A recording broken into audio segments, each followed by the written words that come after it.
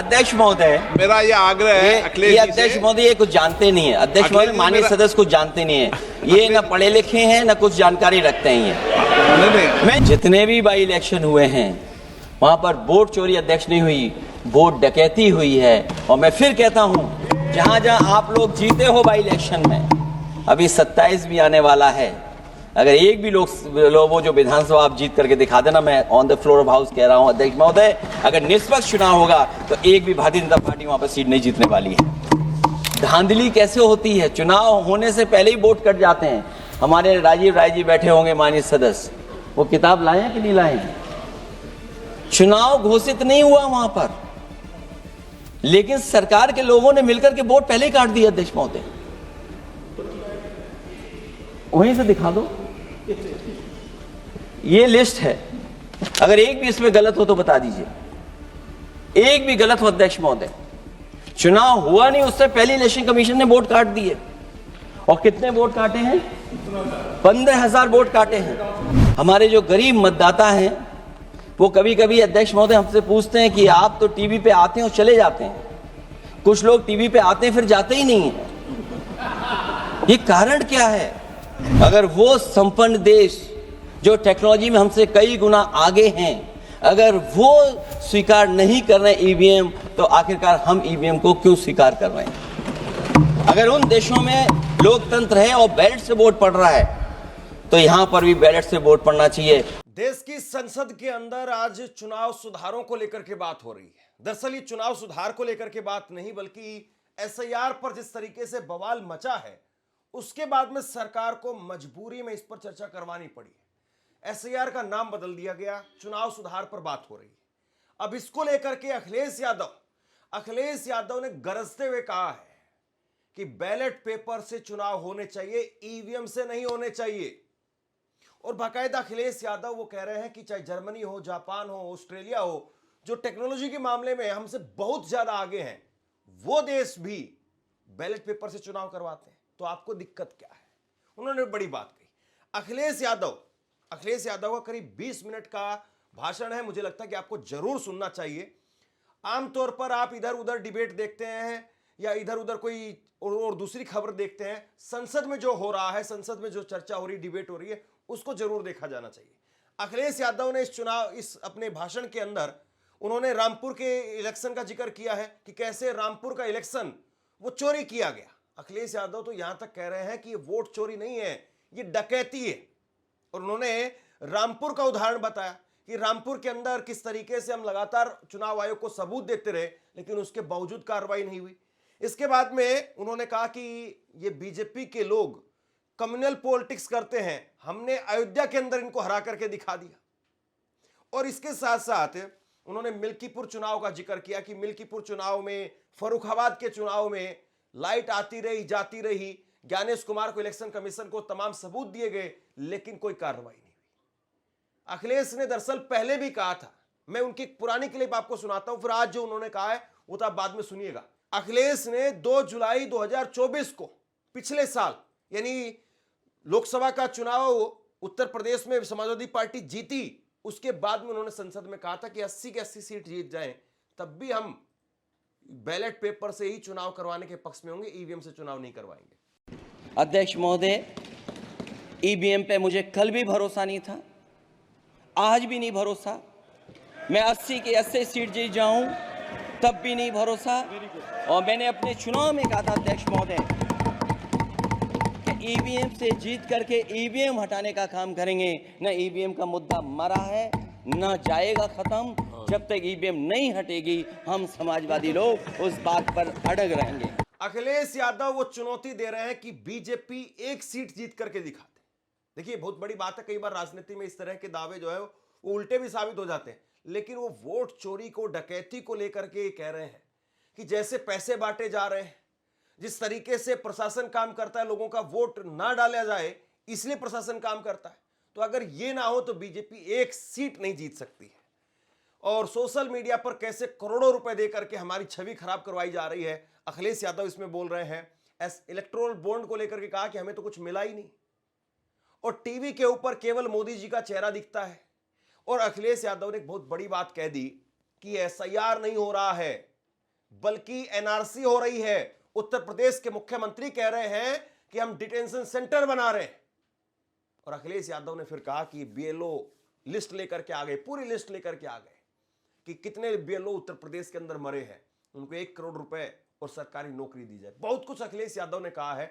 मुझे लगता है कि आज एक बार अखिलेश यादव को आपको तफसील से जरूर सुनना चाहिए। और ये आशंका हम लोगों को थी कि हर तरीके से हम लोगों को दबाया जाएगा, हर तरीके से चुनाव में धांधली की जाएगी।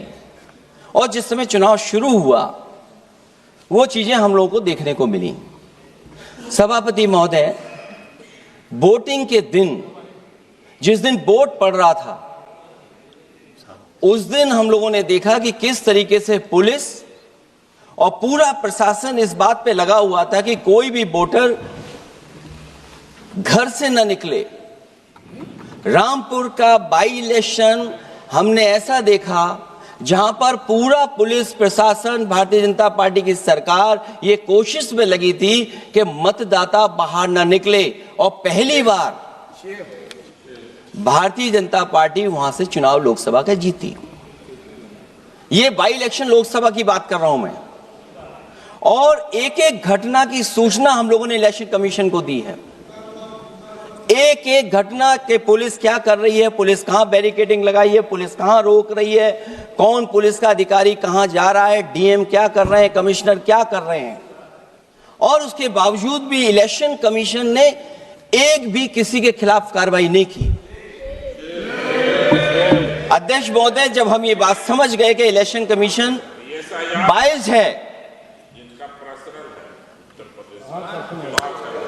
अध्यक्ष महोदय, ये जो नए नए लोग इधर से उधर खिसक गए हैं, या ना बोले तो अच्छा ही है।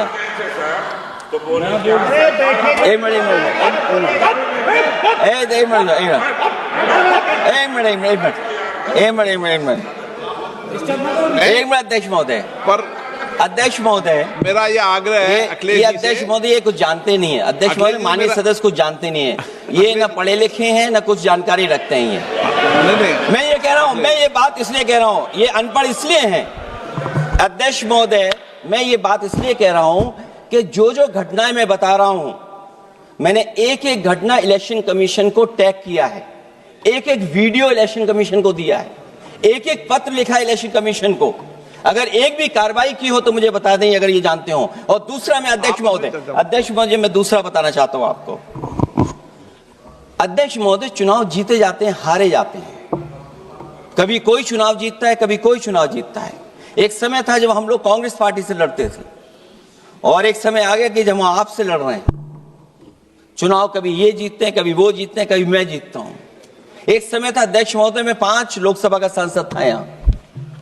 इस बार हम लोग भारतीय जनता पार्टी को दूसरे नंबर करके सबसे 1 नंबर पे समाजवादी पार्टी आई। और अध्यक्ष महोदय, ये जहां से आपने कम्युनल पॉलिटिक्स शुरू की थी, जहां से आपने कम्युनल माहौल बनाया था देश में, उस अयोध्या से अगर कोई जीता है तो हमारे समाजवादी पार्टी के अवधेश जी जीत करके आए। ये चुनाव जीते जाते हैं, हारे जाते हैं, लेकिन जिस संस्था की जिम्मेदारी है निष्पक्ष रहना, वो आखिरकार संस्था निष्पक्ष क्यों नहीं है, सवाल ये है। और सवाल मैं यहां से उठाता हूं बाई इलेक्शन का। मैं 3 बाई इलेक्शन का उदाहरण देना चाहता हूं आपसे अध्यक्ष महोदय। नहीं, बाई इलेक्शन पर चर्चा नहीं हो रही। नहीं, नहीं, जब तक आप अध्यक्ष महोदय चीज जानोगे नहीं, अगर मैं एग्जांपल नहीं दूंगा कि इलेक्शन कमीशन क्या कर रहा है, तो अब मैं रिफॉर्म क्या मांग करूंगा। अध्यक्ष महोदय, जब तक मैं घटना नहीं बताऊंगा, मैं पहला बाई इलेक्शन बताना चाहता हूं। ओके, मानिए आपका नंबर आएगा। अगर आप रिफॉर्म पे बात कर रहे हैं तो आपको घटनाएं क्या हुई वो बात तो करनी पड़ेगी। अध्यक्ष महोदय, मैं बाई इलेक्शन मिल्कीपुर की बात करना चाहता हूं। बाई इलेक्शन मिल्कीपुर जो अयोध्या क्षेत्र में आता है।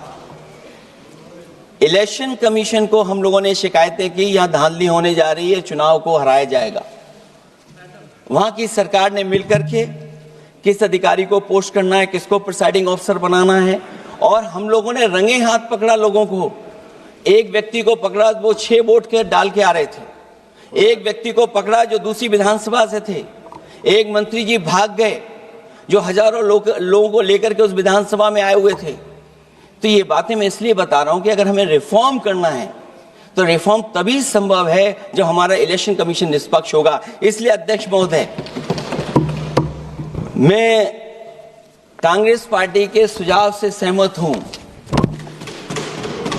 कि पहला सुझाव उन्होंने दिया है और हम समाजवादी पार्टी के लोग भी ये मानते हैं कि जो इलेक्शन कमीशन के अपॉइंटमेंट का जो तरीका है वो तरीका बदला जाए। वो कम से कम ऐसा हो, पारदर्शी हो, निष्पक्ष हो, दिखे कि हमारी भी कुछ भागीदारी है। क्योंकि जो व्यवस्था पहले थी उस व्यवस्था को अगर बदलने का काम किसी ने किया तो भारतीय जनता पार्टी ने किया है। इस व्यवस्था को बदलने का जो सुझाव कांग्रेस पार्टी की तरफ से है उस सुझाव से हम सहमत हैं। दूसरा सुझाव जो कांग्रेस पार्टी ने दिया है, थोड़े दिनों बाद सुधार आया है कांग्रेस में, इसके लिए हम उनको धन्यवाद और बधाई देते हैं। उन्होंने कहा, और अध्यक्ष महोदय मेरा भी सुझाव है कि इलेक्शन बैलेट पेपर से होना चाहिए। और इसलिए होना चाहिए कि बहुत प्रश्न लग रहे हैं, बहुत उंगली उठ रही है, इलेक्ट्रॉनिक चीजों पे बहुत सवाल खड़े हो रहे हैं। और केवल भारत के अंदर लोकतंत्र में नहीं, दुनिया के लोकतंत्र में। और ये जो लोग कुछ कह रहे हैं इलेक्ट्रॉनिक की बात और टेक्नोलॉजी की बात कर रहे हैं, मैं उनसे कहना चाहता हूं कि भारत और जर्मनी की तुलना कर लें, भारत और अमेरिका की तुलना कर लें, भारत की और जापान की तुलना कर लें, हम कहां खड़े हैं। अगर वो संपन्न देश जो टेक्नोलॉजी में हमसे कई गुना आगे हैं, अगर वो स्वीकार नहीं कर रहे ईवीएम, तो आखिरकार हम ईवीएम को क्यों स्वीकार कर रहे हैं। अगर उन देशों में लोकतंत्र है और बैलेट से वोट पड़ रहा है तो यहां पर भी बैलेट से वोट पड़ना चाहिए। और जो मेरी जानकारी जहां तक पहुंचती और जानकारी है मुझे, वो जानकारी ये कहती है कि जर्मनी में अगर आप ईवीएम से वोट डालेंगे तो वो अनकॉन्स्टिट्यूशनल माना जाएगा। सोचो, जर्मनी जैसा देश बैलेट पेपर से वोट डलवा रहा है, तो आखिर भारत जैसा देश हम बैलेट पे क्यों नहीं जा रहे हैं।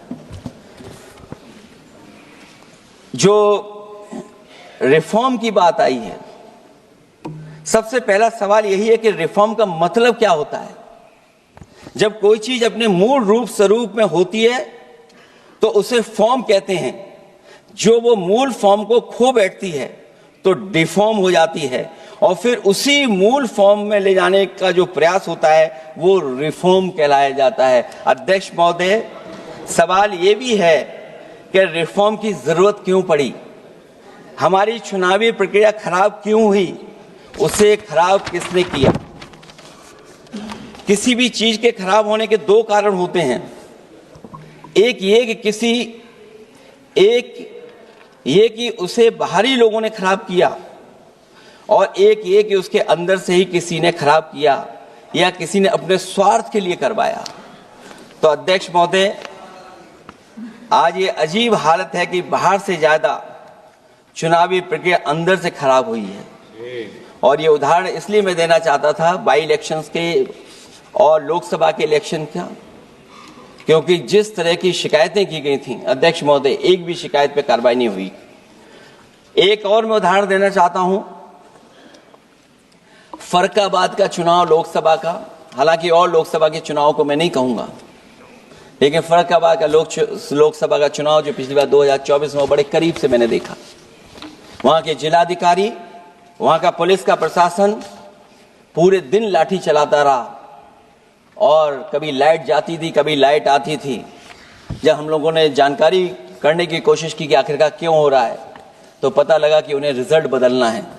तो उत्तर प्रदेश का इस तरह एक रिजल्ट नहीं बदला गया, कई जगह रिजल्ट बदला गया। हम इलेक्शन कमीशन के सामने खड़े रह गए कि इलेक्शन कमीशन को बताते रहे कि धांधली हो रही है, लेकिन इलेक्शन कमीशन ने कोई सुनवाई नहीं की। ये केवल लोकसभा में नहीं, मैं फिर लौट करके आता हूं, जितने भी बाई इलेक्शन हुए हैं वहां पर वोट चोरी अध्यक्ष नहीं हुई, वोट डकैती हुई है। और मैं फिर कहता हूं, जहां जहां आप लोग जीते हो बाई इलेक्शन में, अभी 27 भी आने वाला है, अगर एक भी लोग वो जो विधानसभा आप जीत करके दिखा देना, मैं on the floor of house कह रहा हूं अध्यक्ष महोदय, अगर निष्पक्ष चुनाव होगा तो एक भी भारतीय जनता पार्टी वहां पर सीट नहीं जीतने वाली है। दूसरा कि जो समय समय पर पैसा आ जाता है अकाउंट में, ये लोकतंत्र को सबसे ज्यादा कमजोर कर रहा है। 10,000 बिहार में बांट दिए। अभी सुना है कि बहुत सारी महिलाओं ने कई जिलों में आंदोलन किया है। वो 10,000 के वादे से मुकर रहे हैं लोग। और मुझे याद है कि जिस समय उत्तर प्रदेश में मैं फ्री मोबाइल देने जा रहा था, कैबिनेट से मैंने पॉलिसी पास की थी, लेकिन यही बीजेपी के लोग चिल्ला चिल्ला करके उसको कह रहे थे कि चुनाव को इन्फ्लुएंस करने के लिए ये पॉलिसी लेकर के आए हैं, ये बांटने जा रहे हैं, और उसको रोक लगवाने का काम इलेक्शन कमीशन से किसी ने किया था, तो वो भारतीय जनता पार्टी थी। तो एक तरफ तो अपना पैसा दे रहे हैं आप, दूसरी तरफ कोई जनता के लिए अगर कोई पॉलिसी लेकर के आ रहा है उसको रोकना चाहते हैं। ये भेदभाव अगर किसी ने देखा है तो हम लोगों ने देखा है। फिर तीसरा, हम चाहते हैं कि मीडिया का जो रोल है चुनाव में, कुछ बात हम लोगों को समझ में नहीं आती। हमारे जो गरीब मतदाता हैं वो कभी कभी अध्यक्ष महोदय हमसे पूछते हैं कि आप तो टीवी पे आते हैं और चले जाते हैं, कुछ लोग टीवी पे आते हैं फिर जाते ही नहीं है। ये कारण क्या है? अगर इलेक्शन के समय पर हम पॉलिटिकल पार्टीज को स्पेस अगर बराबर नहीं मिलेगा तो शायद चुनाव निष्पक्ष नहीं होंगे। इसलिए अध्यक्ष महोदय, आपके माध्यम से मेरा सुझाव ये भी है कि चाहे वो प्राइवेट हो चाहे सरकारी हो, मीडिया में बराबर का कहीं ना कहीं हम लोगों को भी स्पेस मिलना चाहिए। इधर एक नई चीज है, नया जमाना है, तो नई चीज है सोशल मीडिया।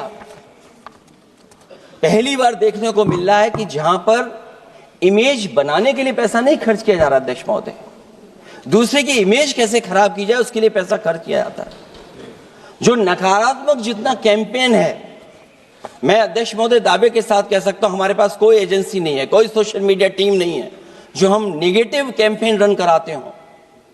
लेकिन भारतीय जनता पार्टी के पास हजारों ऐसे लोग हैं और हजारों करोड़ रुपए इस बात के लिए खर्च करते हैं कि नेगेटिव कैंपेन कैसे रन किया जाए। और जितना जितना चुनाव करीब आता है उतना सोशल मीडिया से लेकर के हर प्लेटफॉर्म पर नेगेटिव कैंपेन अगर कोई कर रहा है तो वो कर रहा है भारतीय जनता पार्टी के लोग। इलेक्टोरल बॉन्ड की तो बात हम इसलिए नहीं करना चाहते हैं क्योंकि हमें तो मिला ही नहीं कुछ। अध्यक्ष महोदय, क्या बात करूं मैं इलेक्टोरल बॉन्ड की? सबसे ज्यादा इलेक्टोरल बॉन्ड अगर किसी को मिले हैं तो सत्ता में बैठे हुए लोगों को मिले हैं। दूसरा कांग्रेस को मिला। कांग्रेस ही हमारे मित्र ऐसे कि हमें नहीं बताते कहां से मिलता है।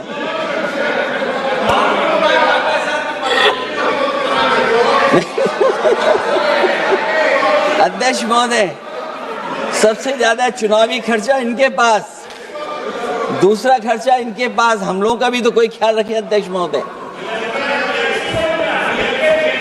वो आप बता देना। तो ये जो इलेक्ट्रॉन बॉन्ड वाला जो खेल है अध्यक्ष महोदय, ये तो दिखाई देने वाला खेल है। उसमें सोचिए कहां हम लोग टिकेंगे, कहां रीजनल पार्टीज टिकेंगी। इसलिए अगर ये तरीका चुनाव होगा, खर्चा कैसे कम हो, इस पे भी इलेक्शन कमीशन को सोचना चाहिए कि ये खर्चा कैसे कम किया जाए। जहां तक एसआईआर की बात है,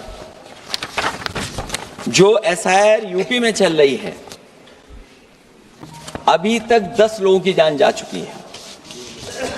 बीएलओ जो गांव-गांव जाने की और गली-गली जाने के लिए जिनको काम मिला है, उसमें लगभग 10 लोगों की जान जा चुकी है। 9 लोगों की हमारे पास सूची है।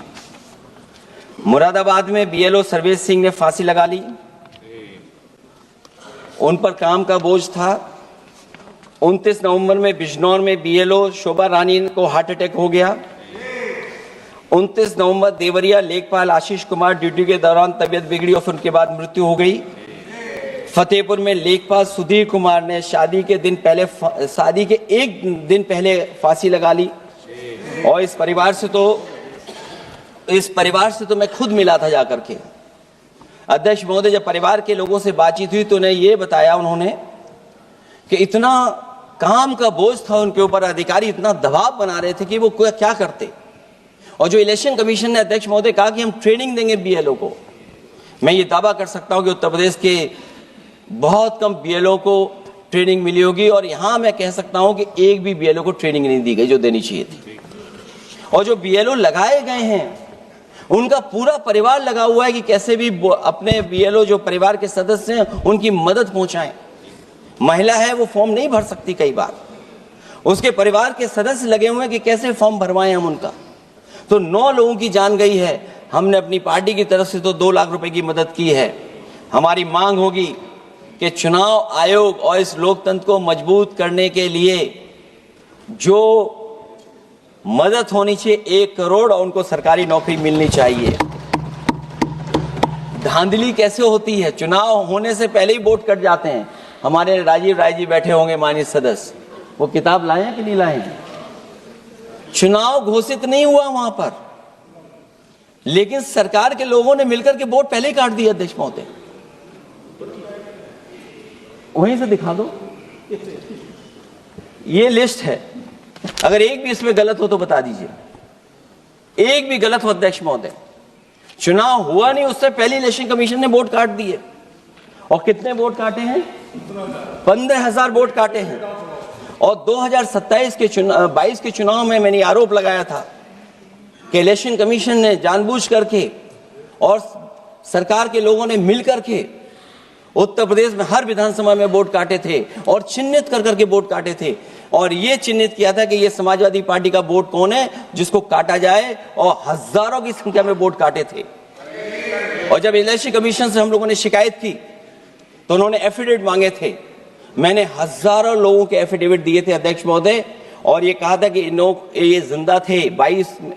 17 में वोट डाला उन्होंने और 22 में जाकर के उनका वोट कट गया है। लेकिन किसी भी अधिकारी के ऊपर अभी तक इलेक्शन कमीशन ने कोई कार्रवाई नहीं की। इसलिए सुधार की ये प्रक्रिया चुनाव आयोग से ही शुरू होनी चाहिए। चुनाव आयोग को निम्नलिखित बातों का सुधार करना ही होगा अध्यक्ष महोदय। चंडीगढ़ में कैमरे के सामने की चोरी पर, बंदूक तानकर वोटरों को वोट डालने से रोकने पर, उपचुनाव में चुन चुनकर एक अधिकारी पोस्ट करने पर, जीतने के बाद भी सर्टिफिकेट बदल देने पर, चुनाव आयोग को हमारे द्वारा दिए गए हजारों एफिडेविट्स प्राप्त न होने की झूठी बात पर, जबकि हमारे पास जमा करने की रसीद है, वॉशिंग मशीन फार्मूले पर जिसमें एक दिन पहले का भ्रष्टाचारी अगले दिन भद्राचारी हो जाता है और ऊंचे पद पर बैठा दिया जाता है, सत्ताधारियों के पैसे बांटने पर पकड़े जाने पर, सिद्धांतहीन राजनीति पर भी होना चाहिए, चुन चुनकर पीडीए के वोट काटने पर भी होना चाहिए, नकली वोटर से वोट डलवाने पर भी, नकली आधार कार्ड बनाकर चुनावी खेल करने पर, एक वोटर के द्वारा कोई वोट डालने पर, चुनाव के दौरान योजना चलाकर घूस देने पर। और अध्यक्ष महोदय मैं ये जरूर कहना चाहूंगा कि जब 1 नेशन 1 इलेक्शन की बात हो रही है और अभी सत्ता पक्ष के माननीय सदस्य ने कहा कि वो एक वोटर लिस्ट भी करा देंगे, ये बात मैं कह दूं अध्यक्ष महोदय, उन्होंने ये कहा कि 1 नेशन 1 इलेक्शन तो होगा ही होगा, लेकिन एक वोटर लिस्ट भी एक होगी। हमें उम्मीद है कि वोटर लिस्ट एक होगी और वोटर कार्ड ऐसा बने। अभी तक तो हम आधार कार्ड के लिए मांग करते थे। देश के प्रधानमंत्री जी कहते हैं कि हम तो कई समस्याओं का समाधान कर चुके हैं, सेल्फ एफिडेविट, सेल्फ अटेस्टेड अगर आप दे देंगे डेट ऑफ बर्थ तो हम स्वीकार कर लेंगे।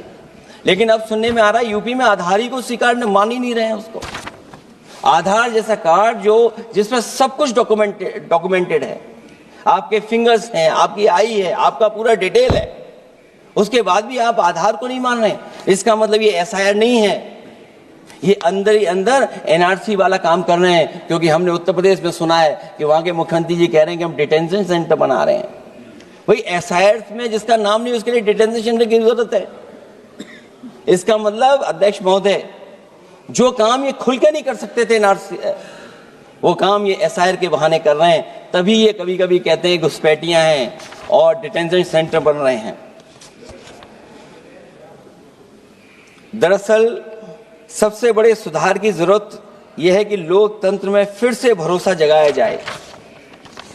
ईवीएम को हटाकर बैलेट से चुनाव कराए जाएं। चुनावी धांधली होने पर तय समय सीमा में कार्रवाई हो। विपक्षी अनदेखी न की जाए, विपक्षी शिकायतों पर पक्षपात न हो। चुनाव आयोग निर्भीक हो।